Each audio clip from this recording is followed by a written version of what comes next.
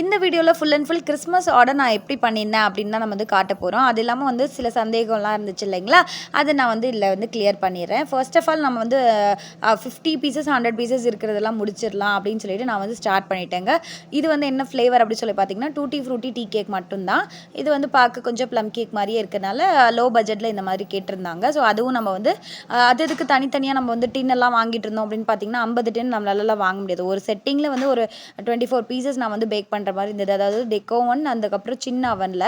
So வந்து நான் என்ன பண்ணிக்கிட்டேன், பிளான் பண்ணிக்கிட்டேன், இந்த மாதிரி ப்ளம் கேக்கோட ட்ரேவே வாங்கிட்டு அதுலேயே நம்ம பேக் பண்ணி எடுத்துக்கலாம் அப்படின்னு. ஸோ சூப்பராகவே வந்துருந்துச்சு. ஸோ பார்த்தீங்களா எவ்வளோ சாஃப்ட் அண்ட் நைஸாக இருக்குது. ஸோ இந்த மாதிரி பேக் பண்ணி ஃபஸ்ட்டு இது முடிச்சிட்டேன். அதுக்கப்புறம் தான் நான் வந்து ப்ளம் கேக்கை செய்ய ஆரம்பித்தேங்க. இது வந்து ஒன் டே பிஃபோரே வந்துட்டு நான் வந்து பிளான் பண்ணி வச்சுருந்தேன். இப்போ திங்கக்கிழமை வந்து சாயந்தரம் கேட்டிருந்தாங்க, பட் நைட் ஆகிடுச்சு. ஆனால் நான் பேக் பண்ணதே வந்து சனிக்கிழமை வந்து நைட்டு தான் ஸ்டார்ட் பண்ணேன். அதாவது எடுத்து வைக்கிறது, வாங்கிக்கிறது, பொருளெல்லாம் ஆல்ரெடி இருக்கா இல்லையான்னு அந்த செக்கிங் பண்ணுறதெல்லாம் வந்து நைட்டு பண்ணியாச்சு. ஞாயிற்றுக்கிழமை ஃபுல் அண்ட் ஃபுல் வந்து தூங்காமல், அதாவது நைட்டு சனிக்கிழமை நைட்டு நம்ம வந்து ஒர்க் பண்ண ஸ்டார்ட் பண்ணது. அன்றைக்கி நைட்டும் நம்ம தூங்கவே இல்லை. அடுத்த நாள் காலையில், அதுக்கப்புறம் வந்துட்டு மத்தியானம், அதுக்கப்புறம் நைட் ஆகிடுச்சு. ஃபுல் அண்ட் ஃபுல் நம்ம தூங்காமல் வந்து 3 நாள் வந்து உழைப்பு போட்டு தான் நம்ம இந்த கேக்கே வந்து பண்ணியிருக்கோம். அப்புறம் பட சாமின்னு சொல்லி செவ்வாய்க்கிழமை தூங்கலான்னு பார்த்தா நியூ இயர் ஆஃபர் வேறு போட்டிருந்தோம் பார்த்தீங்களா, அது வேறு ஒரு 15 kg மேலே ஐஸ் கேக் ஆர்டர் வந்தது. அப்பயும் நம்ம தூங்கவே இல்லை. தொடர்ந்து ஒரு 4 நாள் தூங்கவே இல்லை. சரி, அது ஒன்றும் பிரச்சனை இல்லை. நம்ம வந்து நம்ம ஒரு நிலைமைக்கு வரணும் அப்படின்னு இருக்கக்குள்ளே நம்ம கஷ்டப்பட்டாலாம் வேலைக்கு ஆகவே ஆகாது.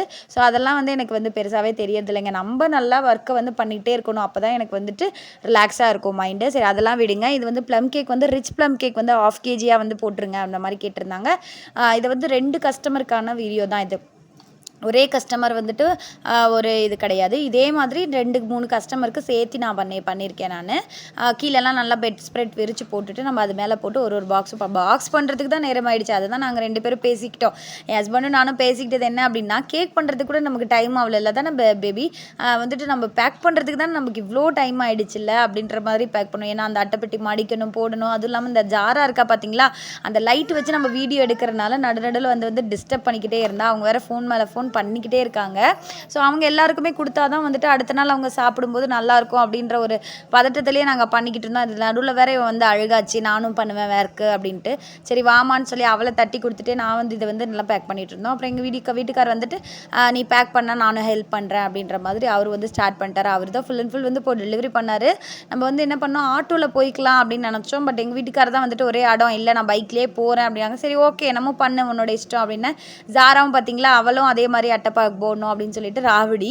சரி பண்ணு அப்படின்னு சொல்லிட்டு அவகிட்ட கொஞ்சம் 2-3 பாக்ஸ் சும்மா விளையாடுறதுக்கு சமாதானப்படுத்திட்டு, ஸோ ஃபஸ்ட்டு வந்து அந்த டீ கேக் பாக்ஸ் அதெல்லாம் வந்து முடிச்சிட்டோம். அது இல்லாமல் வந்து இது எதனால் இவ்வளோ கேஜஸ் நான் சொல்லியிருப்பேன் அப்படின்னா, ஐஸ்கிரீம் கேக் இருக்குது பார்த்தீங்களா, அது வந்து கொஞ்சம் ஆர்டர் இருந்துச்சு. அது இல்லாமல் பட்டர் க்ரீம் கேக்கே வந்து பீஸாக போட்டு கூட கொடுத்துருங்க அந்த மாதிரியும் கேட்டிருந்தாங்க. 1/2 kg பாக்ஸாக வந்து ஐஸ் கேக் ஒரு 5 கிலோ அந்த மாதிரி கேட்டிருந்தாங்க. அதெல்லாம் வந்து நெக்ஸ்ட் வீடியோவில் நான் காட்டுறேங்க.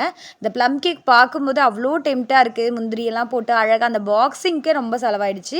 பட் அவ்வளோ சூப்பராக இருக்கும்போது அவுட்புட் வந்து நமக்கு பார்க்கும்போது ரொம்ப ஹாப்பியாக போயிடுச்சு. நம்ம ஒர்க் பண்ணது அது எல்லாமே நமக்கு தெரியவே இல்லை. எப்படியாவது கஸ்டமர்கிட்ட டைமுக்கு டெலிவரி பண்ணிடணும் அப்படின்ற ஒரு பதட்டம் மட்டும்தான் இருந்துச்சு.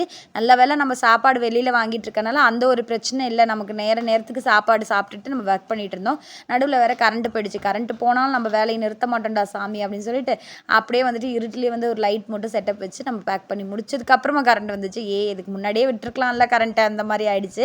ஸோ ஃபைனலி வந்துட்டு ஃபஸ்ட்டு ஒரு கஸ்டமருக்கு இருந்தாங்க. அவங்களுக்கு வந்துட்டு அட்டை பாக்ஸ் போட்டு ரெடியாக வச்சுருந்தோம். சரி, அதை வந்து கேட்டுகிட்டே இருந்தாங்கன்னு சொல்லிட்டு இந்த பக்கம் வந்துட்டு நம்ம அதை பேக் பண்ணி கொடுத்துடலாம், அப்புறமா நம்ம வந்து திரும்ப பேக் பண்ணிக்கலாம் அப்படின்னு பார்க்கும்போது இந்த கௌசிக்கு வந்துட்டு அந்த செர்ரி க்ரஷை வந்து குடுன்னு ராவடி எனக்கு வந்து கொடுத்துருமா அப்படின்னா, சரி ஓகேன்னு சொல்லிட்டு அவளை வந்து ஏமாற்றிட்டு நம்ம ஃபைனலி வந்து கஸ்டமருக்காக ஒரு சர்ப்ரைஸ் கிஃப்ட்டும் வச்சு கொடுத்துட்டோம். இன்றைக்கி தான் இப்படி போச்சு.